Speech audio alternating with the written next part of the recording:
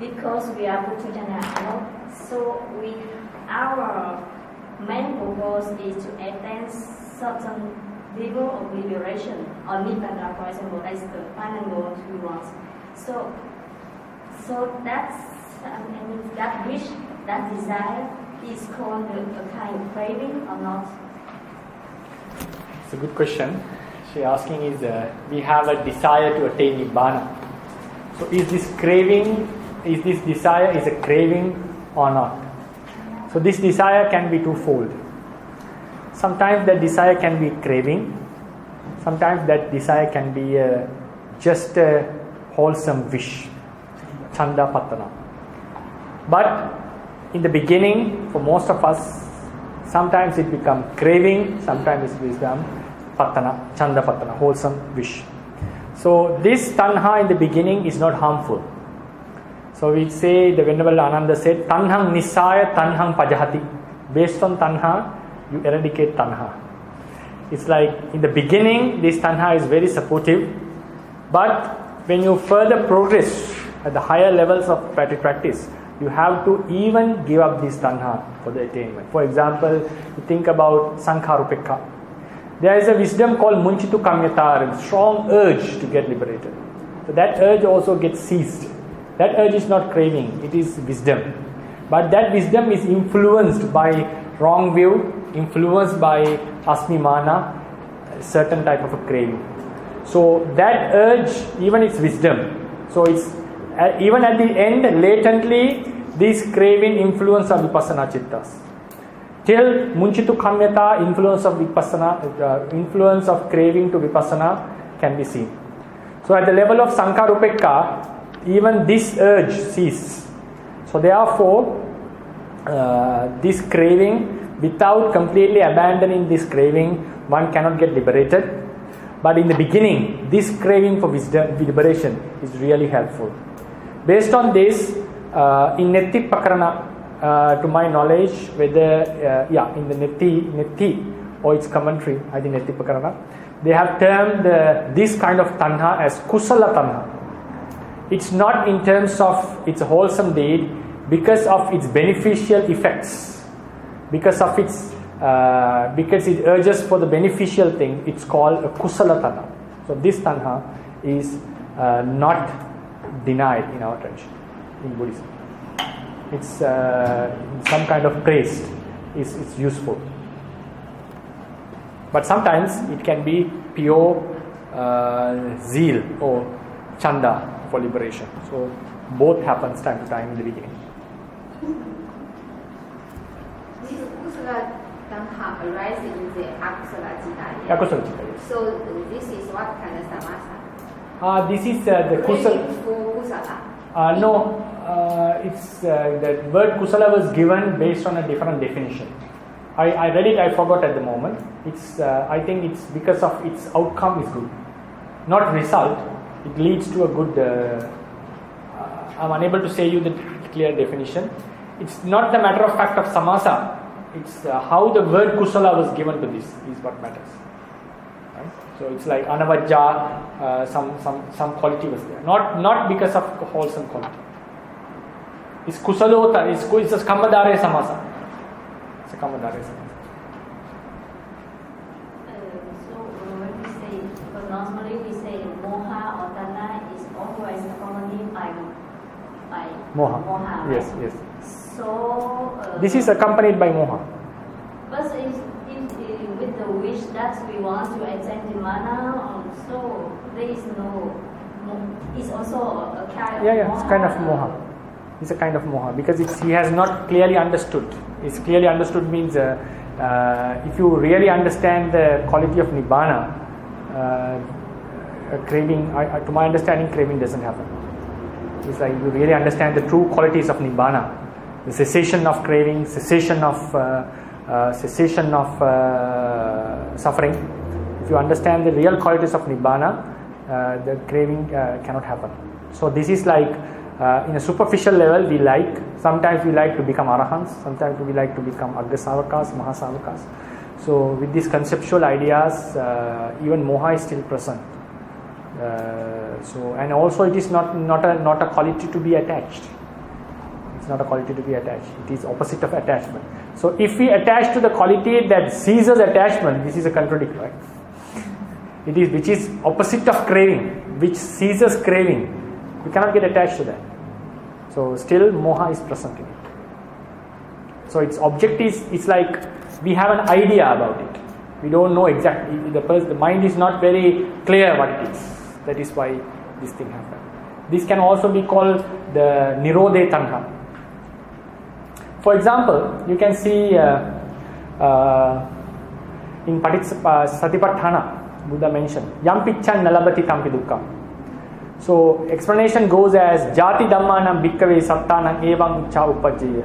The beings who are about to be born, who have the nature of getting birth again and again, getting born, they have such a desire. Nako vatamayang Jati Dhamma Assam. It is good that we are not born again. Nako panetang Ichchaya Pattabang. Buddha says it cannot be attained by desire. It cannot be attained by desire. It has to be attained by a different means. So therefore, if someone wishes for craving, there is a certain ignorance for that. It's like it is not a thing that to be craved for. It is something that has to be attained. So in these manners, still moha is present in there.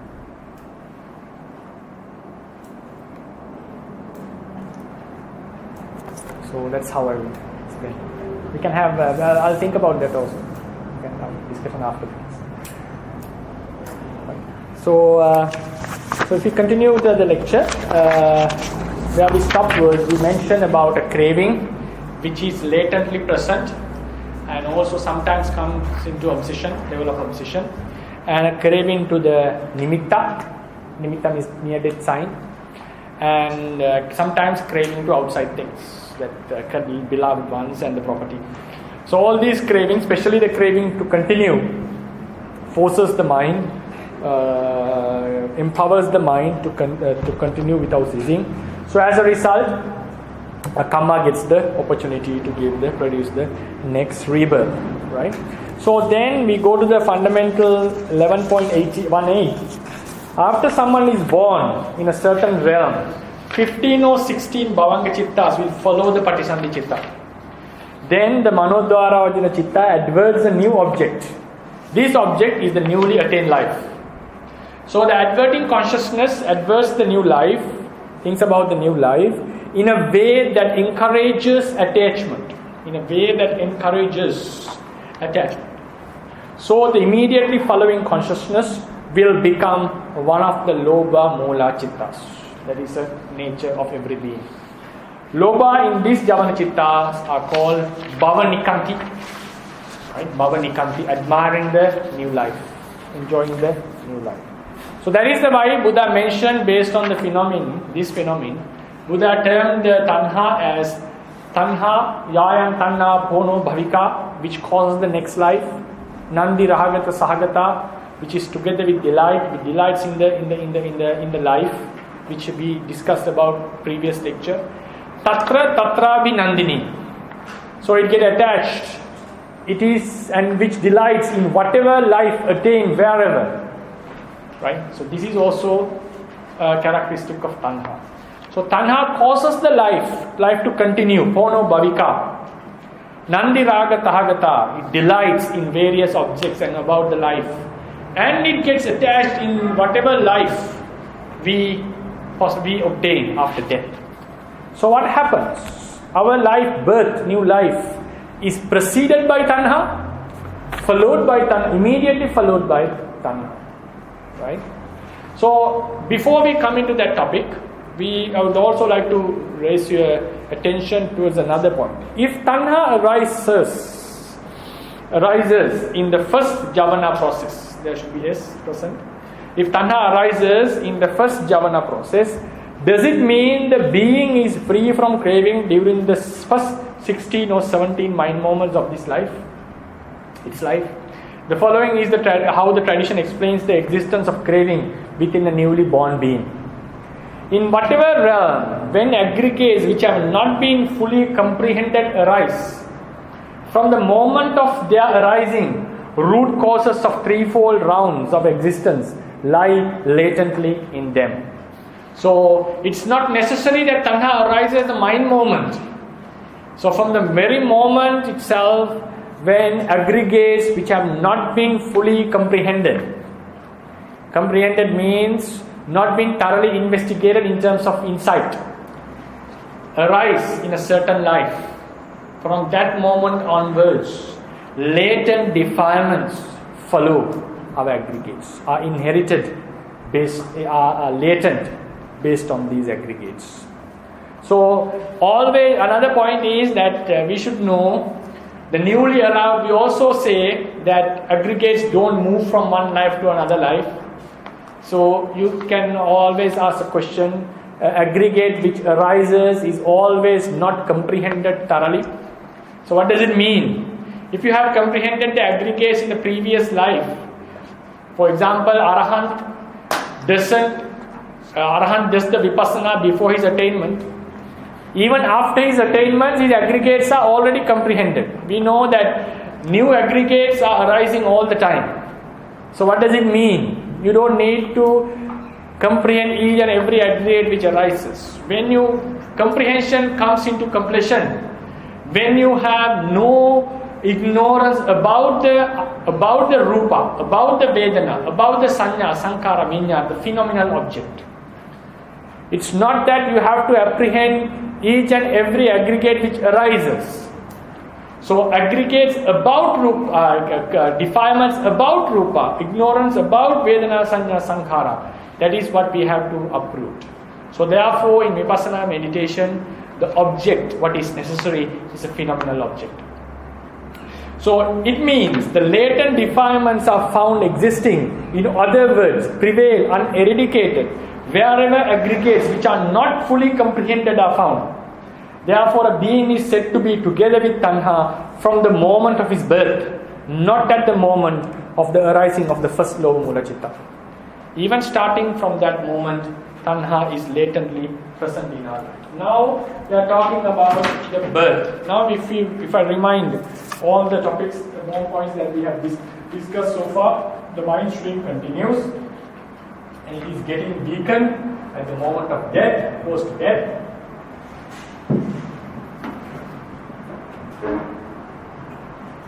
Chitta. So while it's going to die, the latent Taṇhā, Bhava Taṇhā, Anusaya Bhava Taṇhā is present.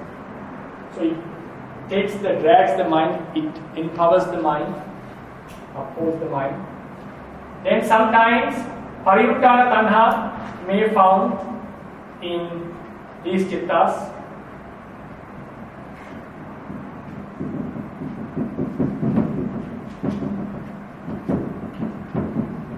This can be attached to this life or to other objects connected to our lives.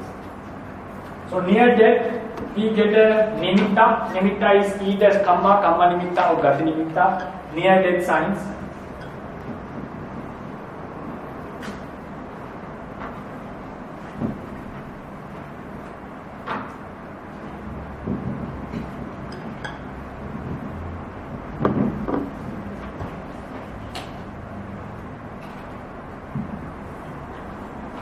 So there is an attachment towards this sign, which is called nimitta nikanti.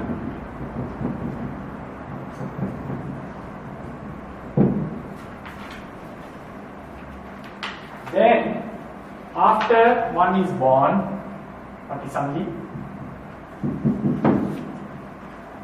after even starting from that moment, we get Anusaya Taṇhā.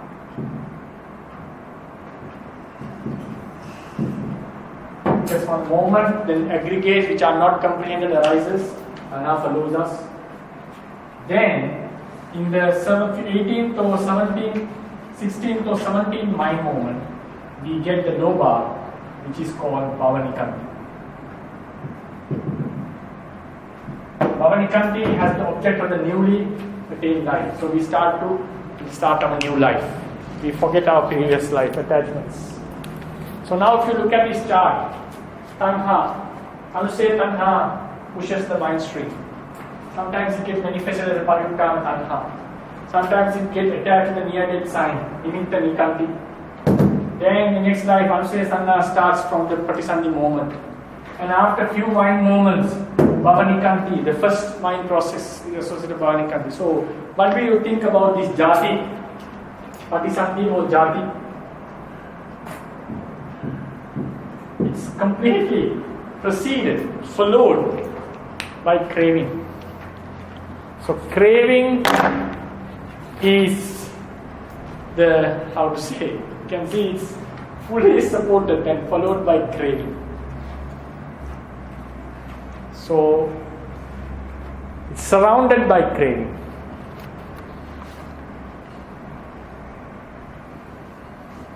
So, craving, life is something very greatly related to our, craving is something greatly related to our life.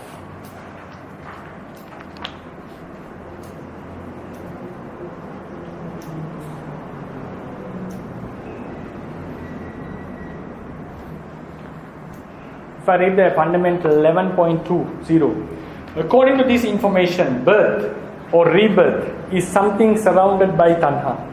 Before that, latent craving pushes the mind stream towards the existence and also boosts the strength of the weakened mind stream. Sometimes this craving for living arises as a mental state as well. Some beings get attached to the near-death sign, nimitta Taṇhā, nimitta nikanti. Then starting from the moment of rebirth, craving is said to be lying dormant based on aggregates because they are not fully comprehended. Then craving arises as a mental state in the first jhana process, attaching to the newly obtained life, Bhava Nikanti. Right? So life is something surrounded, Patisandhi is something surrounded by craving. So then we come to another very important phenomenon called phenomenon of desire or wish. What does this mean? This shows the influence of craving into upon the karma. It was mentioned above that karma yield its results under the influence of Taṇhā and sometimes wish. This phenomenon is called phenomenon of desire or wish. Following are the facts to prove that such a phenomenon is explained within the literature of Theravadins. The possession of corporeality, corporal faculties and nama-rupa in a certain life is heavily determined by the nature of the latent craving in the immediately preceding life. So I'll just explain the points because we have to proceed to another topic. So when someone attained the Rupavachara jhanas, having subdued the attached sensual desires, in the immediately next life, he would possess a life which doesn't have no sensitivity, tongue sensitivity, body sensitivity, and bhava rupa. Why? These sensitivities are exclusively for the enjoyment of sensual pleasures. And bhava rupa is greatly related with the sexual drive.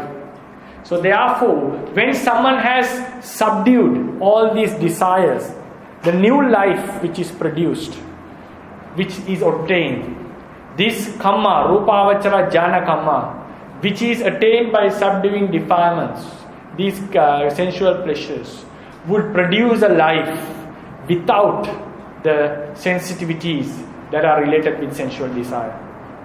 So therefore, the Kamma, Taṇhā has a relation that the Kamma, Taṇhā influences the Rupa Avijjā Kamma. Yes. But Chakkhupasada and Sotapasada Yeah. also related to sensual desire. No, it's not only for sensual desires. It's there two things. It's one is you can do wholesome deeds, wholesome things based on these two. And the next thing is Brahmas have not subdued the attachment to the Rupa. So therefore they have a desire to talk, discuss, associate other Brahmas. So therefore their desires towards the Rupa and Vedana, Rupa and Saddha, it's not fully subdued. Because one thing is, these two are not only for sensual pleasures. Even a person attains jhana with the help of hearing, with the help of teaching, meeting his teachers. So therefore, based on these beneficial aspects of Chakku and Sota, the desire towards these two are not necessarily to be subdued in order to attain the jhanas. So that is why Rupa Avijjā Kusala produces Chakku and Sota. So then a person who attained Arupa jhanas, having subdued the defilement, attachment towards the Rupa, would get into a life which is without form, formless life. Then, I'll go to the next fundamental. I'll skip one. Moreover, a life devoid of consciousness in the Asanya Satta is attained with the assistance of the fifth absorption, either Vayo or Akasa Kasina, and the meditation which surpasses the attachments towards the consciousness, Chitta Viraga Bhavana. So not only the fifth jhana of Vayu and Akasa Kasina, if you develop a certain meditation, seeing the defects of the mind, then if it is developed to that level which subdue the attachment towards the Chitta, so this fifth jhana would produce a life without consciousness. So that means that when the craving is subdued, the Taṇhā, Kamma behaves differently. So we can see a very huge relationship with Kamma and Taṇhā. A being who has not subdued sensual desire in the immediately following life will obtain a birth in the sensual realm. If you have not subdued the sensual desires, we are born in the Kama realm, right? Endowed with all the corporal faculties, right, like eye sensitivity and so forth. But they can be prevented if the Kamma is too weak or another Akusala Kamma prevents. Sometimes we may not get the eye faculty and so forth. That is a different case. But originally, Kama Avijjā Kamma has the ability to produce these things because when the Kama Taṇhā is not subdued properly. Then Anagami, who has completely abandoned Kama Taṇhā, would never ever get eyes and ears, nose sensitivity, tongue sensitivity, body sensitivity, or Bhava Rupa till he attains from next life. Because he is not going to be born in the Kama realm. He will only be born in the Rupa Avijjā realm. So, his life is, in the future lives are free from these corporealities. An Arahant who has fully eradicated Taṇhā, there is nothing to say about Kamma, would not get any Brahma Rupa. It's the end of the suffering. The above description clearly suggests a phenomenon related to craving that governs the sphere of mind and matter of beings. It means continuation of Nama Rupa happen based on the desire to live, and moreover the nature in the immediately following life is determined based on the state of the latent craving present in the particular being. So the next life Nama Rupa is decided greatly because of the level of the craving we have in this life. As the basic Nama Rupa of a life is born out of Kamma, according to above information, it is clear that Kamma yield its results under the influence of Taṇhā. Kamma is influenced by Taṇhā. It's like when a minister works, he has to work according to the influence of the king, as the king wishes. So likewise, the Taṇhā, Kamma gives results according to the Taṇhā which prevails within us. I'll repeat again, as a minister performs his duties according to the king's desire, doesn't cannot work otherwise. So likewise, when karma gives results, it gives results according to the influence, so according to the desires the Taṇhā has. So therefore, Taṇhā, karma is greatly related with Taṇhā. If give more elaboration with the others in another perspective, when a person has not subdued the craving for corporeality and has not attained the arupa jhana, he is bound to get life with rupa after death. Moreover, it is mentioned in the commentary literature that Chakupasada is produced by a karma that is under the influence of latent, unsubdued craving for seeing visible forms. That's why in Pali we say Dattu Kama Nidana Kamma Samuddhana Bhutapasada Lakkanam Chaku. That is the Pali saying. So this karma is influenced by the craving to see. Dattu Kama Nidana. Right? Dattu Kama is desire to see. Right? So then when it comes to the noble truths, craving is also said to be the origin of suffering. It means rebirth happens due to the wanting to live. Therefore, it is flagrant clear that the mind and matter of animate beings appear according to the nature of their uneradicated craving. Karma gets affected by this latent craving and yield results under its influence. Then we come to phenomenon of wish, can be observed in the following instances. According to the Sakkāyadiṭṭhi Sutta, Buddha mentioned that the way karmas produce their results can be greatly influenced by one's wish. You may do a karma, you make a wish, the karma is influenced by the wish and yield results accordingly. Then, as evident from many stories in the literature, a wish can be done with both wholesome craving, unwholesome craving, Taṇhā Patana, and wholesome will, Kusala Chandapatana. It means not only the latent craving, but wholesome and unwholesome wishes made intentionally, not latent, intentionally, can also influence the way karmas give result.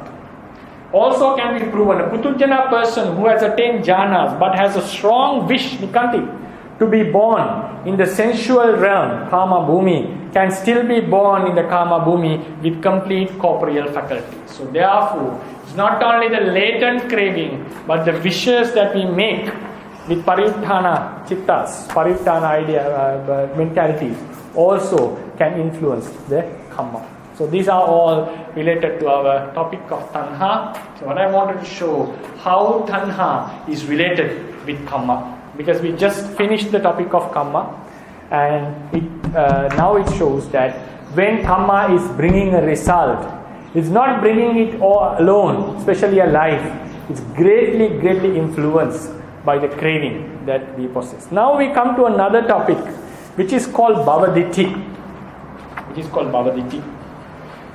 So in the commentary to Pottapada Sutta has given us a statement mentioning that was uttered by the Buddha, but what we cannot find in the present day cannot. So there is a statement given by in the commentaries stating the Buddha has claiming that the Buddha has uttered this, but we cannot find it. What is it? Purima bhikkhave koti nepanya iti bhavatanha bhavadittya ito pubbe bhavaditti nahosi atta pacha sambhaviti. I think once you have read the Anguttara Nikaya 10th Nipata, would be familiar with this statement. This is similar to Avijjā Sutta and Bhava Taṇhā Sutta. The Avijjā Sutta also Buddha mentioned Purima bhikkhave koti nepanya iti avijjhaya. The Bhava Taṇhā Sutta Buddha mentioned Purima bhikkhave koti nepanya iti Bhava Taṇhā. In this sutta, which should be termed as Bhava Dt Sutta, is mentioned Purima bhikkhave koti nepanya iti Bhava Dittya. But this sutta is not found in the present day canon. So monks, the beginning of the Bhava Dt is seen, S-E-E-N. One cannot point as Bhava Dt did not exist before this time, and it appeared later, The commentary states that Buddha expounds the teachings regarding samsara either by mentioning Avijjā, Taṇhā or Diṭṭhi as the predominant factors. Right? I've given you the references. Sometimes based on Avijjā as the main factor, considering as the main factor, sometimes as Taṇhā, sometimes as Diṭṭhi. Buddha has explained about Vattakatha. Vattakatha means teachings related to samsara. Right? So the commentary further states that a holder of wrong views having grasped the threefold feelings as I or mine, feeling is just an example, wander in all existence, yoni, vijnana, titi and sattavasa, like a ship that is taken away by wind, dying and being born repeatedly. We wander in samsara because of Diṭṭhi, that is Sakkāyadiṭṭhi, considering as I and mine. The commentary on Brahmajala Sutta states that all types of Diṭṭhi are reason for the being of wonder, reason for the beings, for a being to wander in samsara. Right? So now I'll look into this Bhava Dt. So as Bhava Taṇhā was explained as threefold, connected with Sassata Diṭṭhi, Taṇhā connected with for regarding any kusala akusala kamma, and Taṇhā for whatever life. So Bhava Dt also is normally explained as Sassata Diṭṭhi in our traditions. That is how it's explained. But also I would suggest Bhava, because this seems to be a very fundamental teaching. This teaching was given. These three teachings, Avijjā Sutta, Bhava Taṇhā Sutta and Bhava Dt Sutta, if would have names likewise, if it existed, if it was found. The commentary state, because the Venerable Buddhaghosa has referred to this sutta, it means it was there at that time. Or maybe it was found in an earlier stage of our tradition. Otherwise he would have not quoted like that. So this statement shows that these are fundamental natures of our existence. So therefore, I would say among the cravings, the most fundamental is the Bhava Taṇhā, the craving for existence, whatever life. So the Bhava Dt also, it's not only that the Sassata Diṭṭhi, this self is eternal. The idea of self itself, Bhavati, I am, I exist. This idea of accepting a self, which is Sakkāyadiṭṭhi, can also be termed as Bhava Dt. Because, why do I say that? Because this is the most fundamental. All the other Ditthis are related based on this Sakkāyadiṭṭhi. However, normally Bhava Dt is explained as the Sassata Diṭṭhi within this tradition. However, as Bhava Taṇhā can be explained as the craving for mere existence, which is the fundamental level of Taṇhā in all beings. Bhava Dt explained above seems possible to be explained in the very basic level of wrong views. Wrong views. That is to say, the self-view, Sakkāyadiṭṭhi. So based on that, I am going to explain Sakkāyadiṭṭhi, because it is also the fundamental quality of Sassata Diṭṭhi. Sakkāyadiṭṭhi is the basic to all wrong views, such as Sassata Diṭṭhi and Untitled Diṭṭhi. It is the consideration that there is some person who is called I, which performs all these activities and experiences suffering and pleasures. Then with further considerations, the holder of self-view thinks either this self will exist forever, Sassata Diṭṭhi, or it will vanish at the end of present life or at the end of certain life, Ucceda Diṭṭhi. You can see into the Diṭṭhigata Sutta, Buddha mentions a person who has a wrong view would end up in two considerations. Either the self will continue after life, it will remain, or it will vanish at a certain time. So what is the fundamental for both these ditthis is Sakkāyadiṭṭhi. And the bhava, the word bhava, can easily be defined to this Sakkāyadiṭṭhi. It is possible to define. So I would leave this lecture based on considering the Sakkāyadiṭṭhi, which is the very fundamental of all the wrong views. Moreover, Sakkāyadiṭṭhi is the fundamental mental consideration of all Putujana beings. Its fundamental nature for all other wrong views, because everyone has the idea of I, right? It believes in that.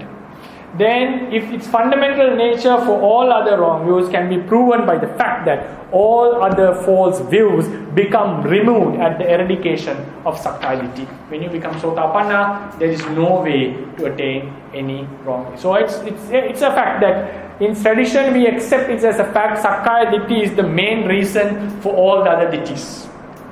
So when this is removed, other ditthis cannot exist. So therefore, when we are giving a very basic fundamental teaching, I would take Bhava Dt as Sakkāyadiṭṭhi in this lecture. Sakkāyadiṭṭhi has a very distinct influence upon akusala karmas. How? When Sakkāyadiṭṭhi is not present, a lower noble, he can commit akusala karmas. What are the akusala karmas he may commit? Slandering, harsh word, slandering pisuna vacha, harsh word parusa vacha, vain talk, sampappalapa, avijjā, covetousness, and willing others' destruction, vyapada. These 5 can be done lower nobles, by lower nobles. Even they are done by a lower noble, they would never lead to 4 apaya. The reason is their level, intensity is lower because they are not influenced by Sakkāyadiṭṭhi. When Sakkāyadiṭṭhi is not present, no akusala karma can lead us to apaya. It's nothing to say about this is the idea accepted in the tradition. But there is a venerable Ananda Vanaratana who was an erudite scholar, author of Mula Tika, a brilliant scholarly work. He is of the opinion that nothing to say about leading to apaya. Whatever akusala happens in a noble being is not capable of giving any result. He is of the opinion that whatever akusala chitta appears in a noble being is not capable. I have not mentioned this in the handout because it's an opinion not accepted greatly by the teachers in the tradition. But Mulatika Sayadaw means Mulatika Anuratana, Mulatika Charya suggests that because in the Taṇhā, when explaining Bhavanaya Pahatabba Dhamma, Buddha never mentioned, in the Taṇhā it is not mentioned that Bhavanaya Pahatabba Dhamma has the Nana Kanika Kamma Pachaya. It has no ability of giving, it is not mentioned, its giving result is not mentioned. So based on this, Venerable Ananda Vanaratana comes to the opinion that no akusala of a lower noble is capable in producing a result. The reason he gives is absence of Sakkāyadiṭṭhi. When the Sakkāyadiṭṭhi is absent, akusala become weaker. So it is a fact that Buddha mentioned when someone has eradicated Sakkāyadiṭṭhi, Chatuhapaye hicha vippamutto, he is free from 4 awful realms. So Venerable Ananda Vanaratana, looking into the Taṇhā, information found in Taṇhā, he is very good in Taṇhā. He has brought few considerable issues based on Taṇhā, going against even the commentary tradition. So this he suggests that even whatever akusala done by a being, a lower noble, is not capable in giving result. So what I want to show is that there is a very great relationship of Sakkāyadiṭṭhi with the akusala. And also, if you look into a sutta called, I have mentioned it, Abhisamudra Sutta in Anguttara Nikaya, it is Buddha mentions that a noble being who has eradicated Sakkāyadiṭṭhi would never perform 5 deeds: killing, stealing, sexual misconduct, lying, and drinking alcohol. So just leave apart the drinking alcohol for a while, because it is not included in the 10 Kammapata. So the first 4 would never arise in a noble being, because when the Sakkāyadiṭṭhi is not present, the chitta, evil desire, would not come into that level, can never come into that level when Sakkāyadiṭṭhi is not present. And moha, when Sakkāyadiṭṭhi is not present, means moha is removed to a certain level. So a noble being, even someone tries to kill him, even someone kills his beloved ones, a Sotapanna would not kill any other being. What does it mean? He doesn't have that holding as I and mine, which is a very strong reason for many akusalas. I'll come to that point at the end of this lecture. These considerations, not only Sakkāyadiṭṭhi, Svipallasa, these Avijjas, causes for the karma to get very strong. So for the time being, I'll just leave that Sakkāyadiṭṭhi with the fact that Sakkāyadiṭṭhi is greatly related with the karma. Taṇhā is related with karma, Sakkāyadiṭṭhi is related with akusala karma greatly. When Sakkāyadiṭṭhi is uprooted, a being is destined to attain higher stages of enlightenment. That is called Niyato Sambodhi Parayano. It means the mind stream does not continue for a long period in samsara when self-view is uprooted. A Sotapanna is not going to wander in samsara like a Putujjana for a long time. He is sure to be attained, finish the samsara course. It may take sometimes kappas if he is born in the Brahma realm, but he is sure. It's not sure. So how should we understand this phenomenon?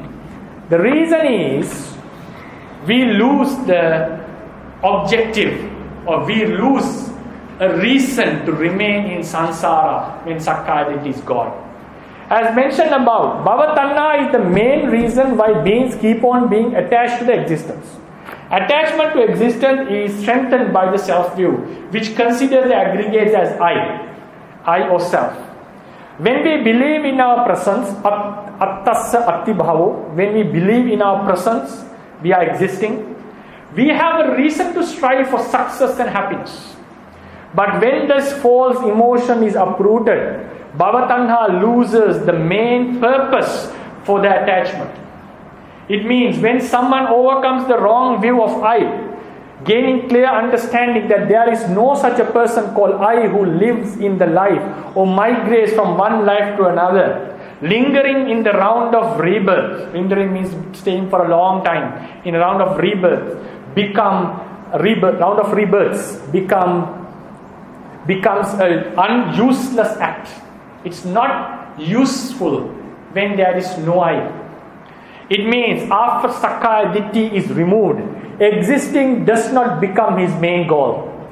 His mind naturally inclined towards the non-existence. Time to time he may go up and down in his emotions, but it never becomes the main purpose.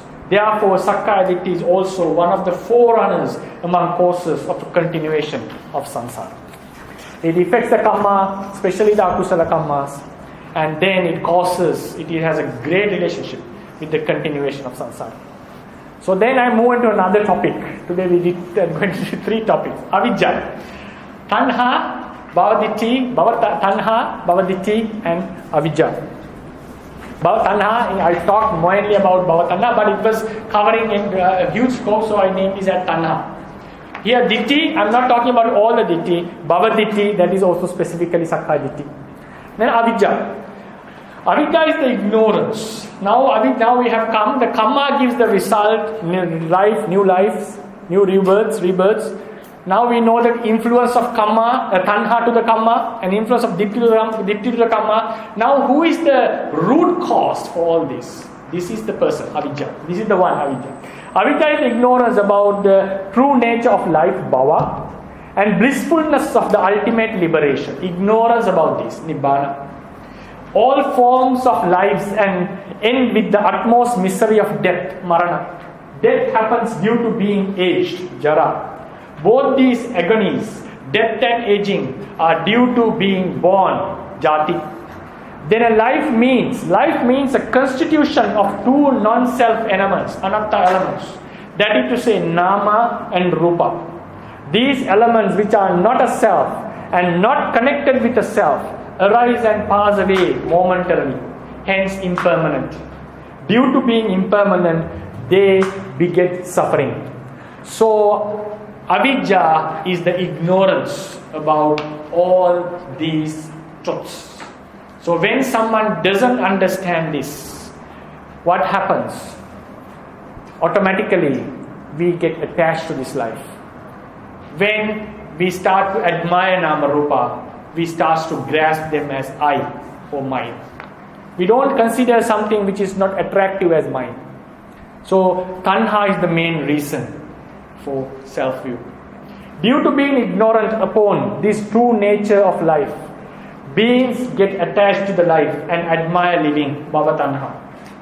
Due to admiring these two types of elements and their existence, they tend to grasp these non-self elements as I or self. That is Sakkāyadiṭṭhi. So what happens? Now we are coming, now ignorance is the main cause for all what we have discussed. Kamma, Taṇhā, Diṭṭhi and so forth. But now we are going to talk about, we discuss about the Bhava Taṇhā and Sakkāyadiṭṭhi, how it happens because of Avijjā. Now the Kamma, relationship of Avijjā with Kamma. When ignorance about true defects of existence and craving for existence is present, effortful and powerful volitions, sabhyapara javana chetana, that arise performing physical, verbal or mental acts, or the very basal mental lack of cognition, leave a trace of the manner they perform the actions. So, when the craving, latent defilements are present, the volition, chetana, leaves a trace about the manner of their performance. Those effortful intentions which leave a trace of their manner of performance is called Kamma. Kamma leaves a certain force, certain energy. That is called a manner of the performance. Why the manner of the performance what is left? Why do these effortful and powerful volitions leave traces of their manner of performance? It is due to being affected by the dormant ignorance, craving and hallucinations, vipallasa. So hallucinations are related. The most important hallucination is Diṭṭhi, the most strongest, right? So when we say hallucinations, it covers Diṭṭhi, Sanya, the wrong chitta and all, right? These considerations, wrong considerations. When Avijjā is removed, Bhava Taṇhā corresponding to the level of eradicated ignorance will also be removed. So are the vipallasa. So when Avijjā is no there, we don't get attached to the life, we don't have wrong consideration. When Avijjā is externally entirely removed from by four supramundane paths, Chatulokuttara Magga, Bhava Taṇhā and vipallasa will not find an opportunity to remain. They too will be removed completely. At the time, effortful and powerful volitions do not come into the nature that leave behind their traces of manner of performance which can bring forth rebirth and results. It means when there are not, these akusala tendencies are not there, the chetana which arises as a javana chitta does not leave the trace, does not leave a trace of his manner. It means a kamma force is not implanted. It does not get implanted. Is not implanted. So kamma force is not remain. Will not retain. They become just mere actions and pass away without leaving no trace. Without leaving any trace. Without leaving any trace. Thus, this notion is present in the Visuddhi Magga and commentary of Patisambhida Magga. Atassaso kanda santano tena chatumagga visa sampassena sabbaso vattamulas kilesana paryadinnatta kiriya bhava mupagata kaya kamma di sabba kamma pabhedu hutva ayati punabhavana bi nibbattana dhammatang agam bhavantra santanang nibbattetuna sakkot. It means, what does it mean? The chitta arises. Chitta is a fundamental quality. Nama arises. When they arise, influenced by now the chitta process works and it comes to a higher level of impulsion in the javana level. So when it is affected by these latent craving, ignorance and hallucinations, it arises in a manner, in a way that would leave a certain trace. So when that effect is not there, the chitta arises with not coming into that nature of leaving a trace. What is this nature? That is the extra intense involving nature in acts that we discussed. I mentioned that when the craving is there, the mind has a higher intent in its performances. Performances means it involves in actions than in a mind which is latent craving, and these are not present. So this is the influence made upon this mind. I will come to that with an example. Before that, above explanation shows that Avijjā, Taṇhā and Vipallasa are the reasons for occurring of karma. We should analyze their relationship with more analysis. There are two necessary traits for a Chetana to be designated as karma. Karma has two main characteristics. The characteristics, two main characteristics. That is, first is Chitta Sankarana. The next, you can see the other page, it should arise in a Anusaya Santana together with Anusaya and Vipallasa. Anusaya Santana Bhava, Savipallasa Santana Bhava.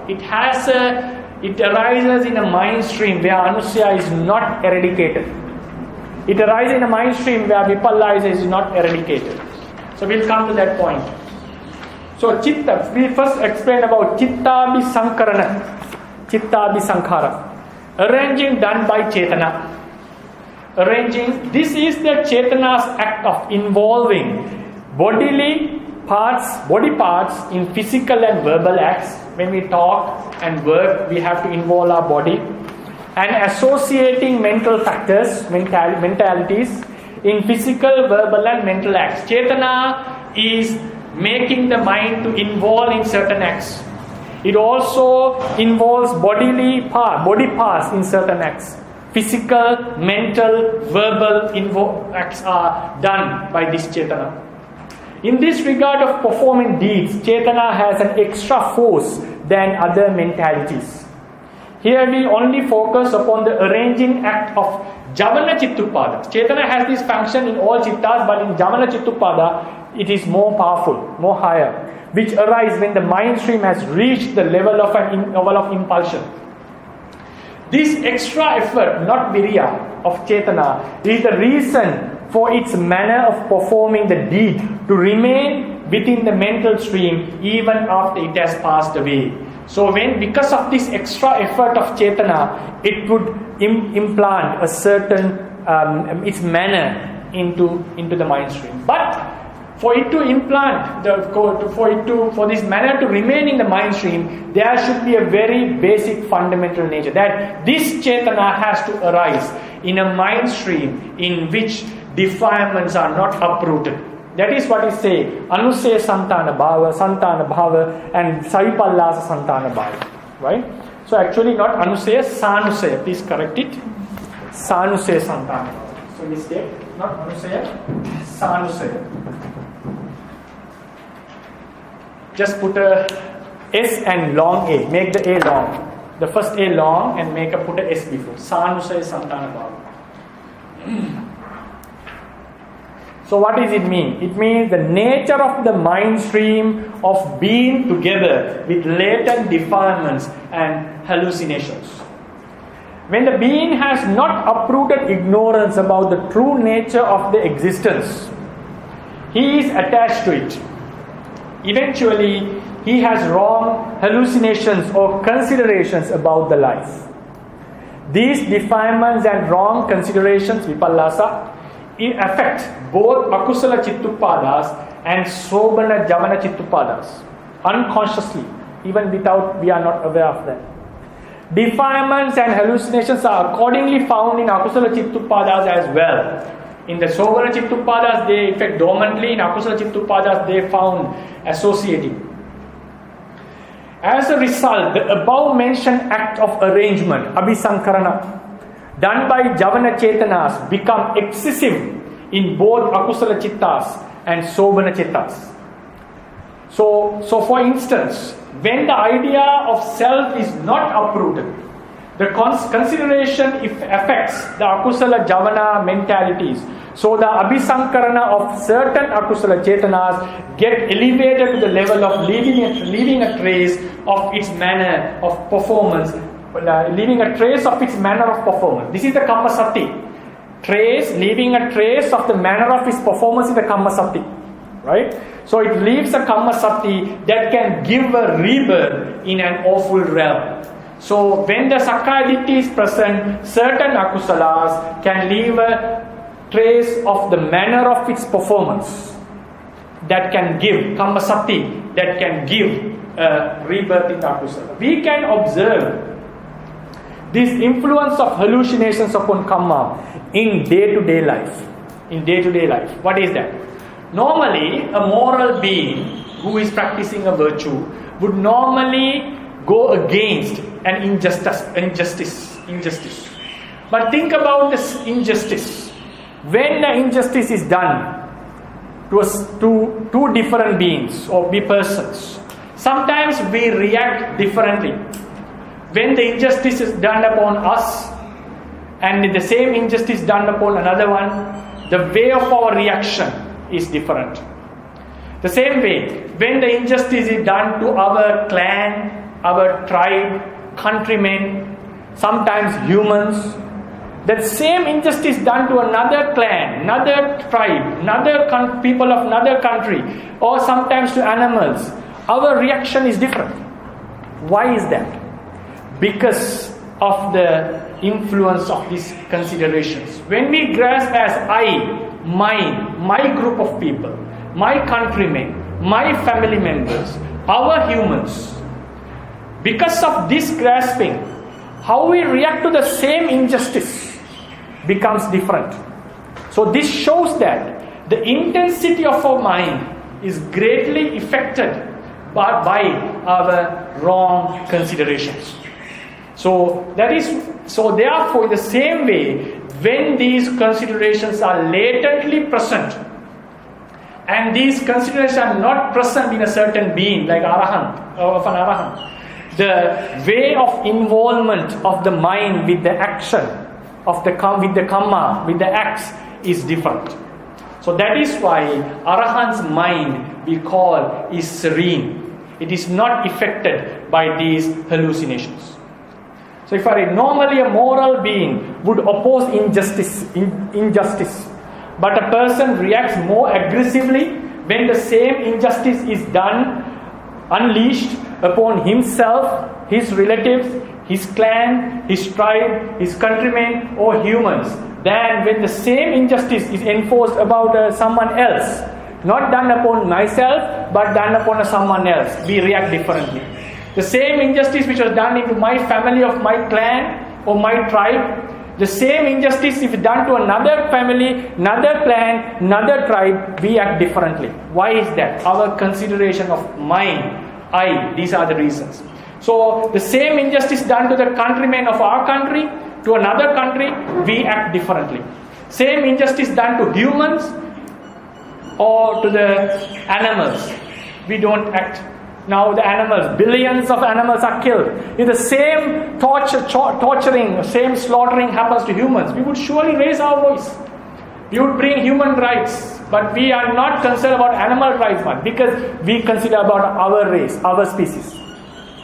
So these are all because of hallucinations of I, mine. So when our mind is influenced by these factors like I, mine, wrong views, wrong vipallasa, the level of our reaction, level of our mind works is different. The same thing for when the latent hallucinations are present in us, the way we get involved in certain acts is different from the way Arahant gets involved.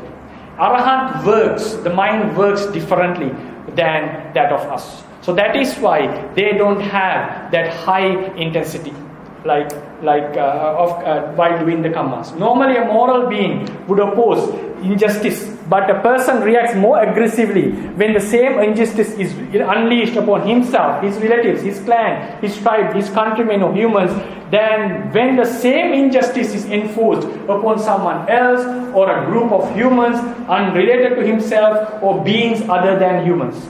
Why does mind react differently against the same injustice? It is due to the grasping either as I or mine or ours. On the other hand, when anusaya and vipallas are completely eradicated, abhisankarana of chetana, of sobana jamana chittupadas is not intense enough to leave its trace of performance. Therefore, Anusaya and Vipallasa are the reasons for the Kamma Abhisankarana in Kusala and Akusala Chittas. Thus, Avijjā, Taṇhā and Vipallasa are the reasons for the occurring of Kamma. With the above information, the very basic fundamental of Kamma can be given as follows.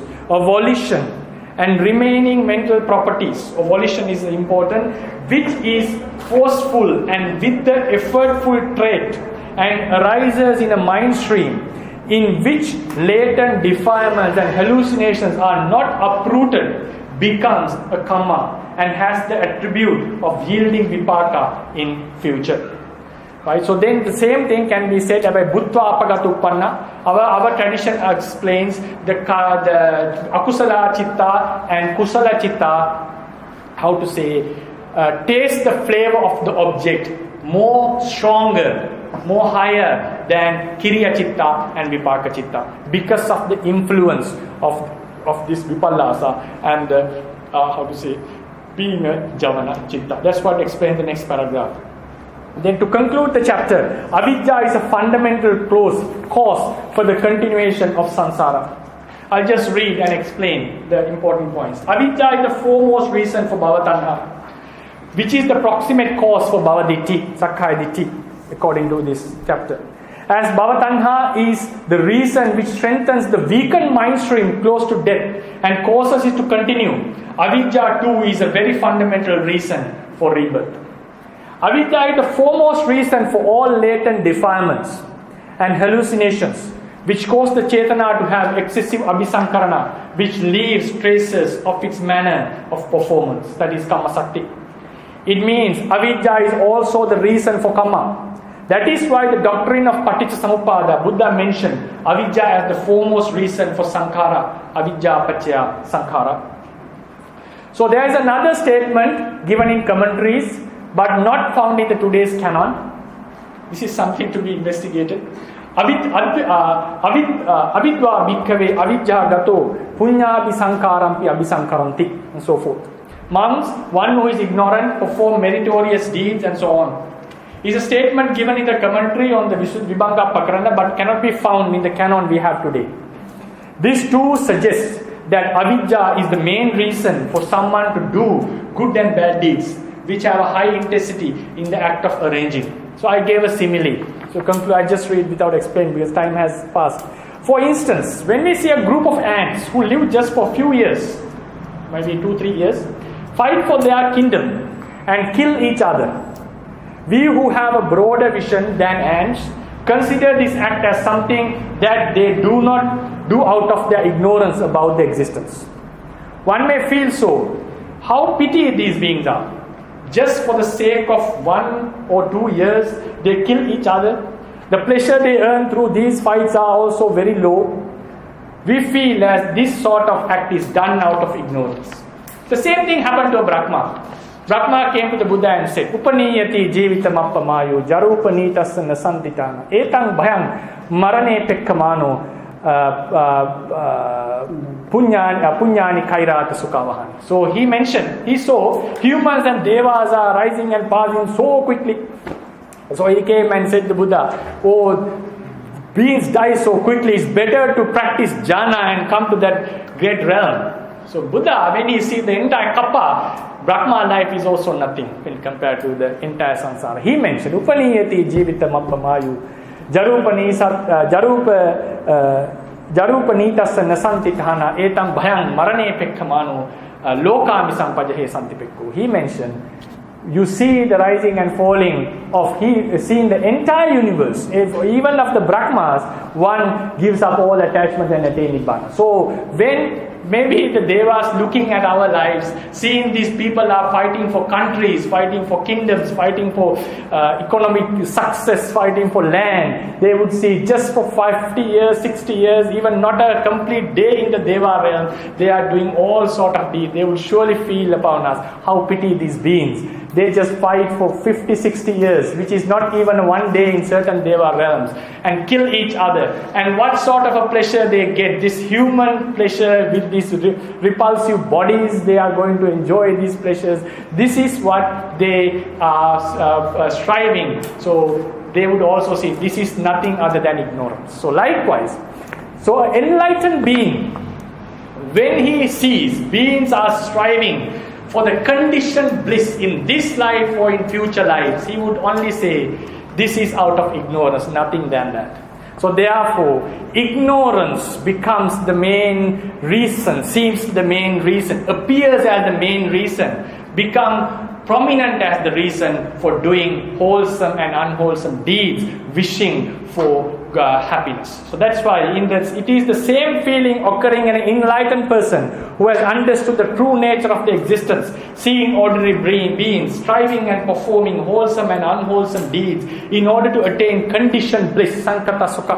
Therefore, the Buddha mentioned one performs unwholesome and wholesome deeds with the wish of attaining mundane conditioned bliss is due to ignorance. So this also shows that ignorance is a very important reason for this karma to happen eventually for the continuation of samsara. So these are the points that I would like to discuss.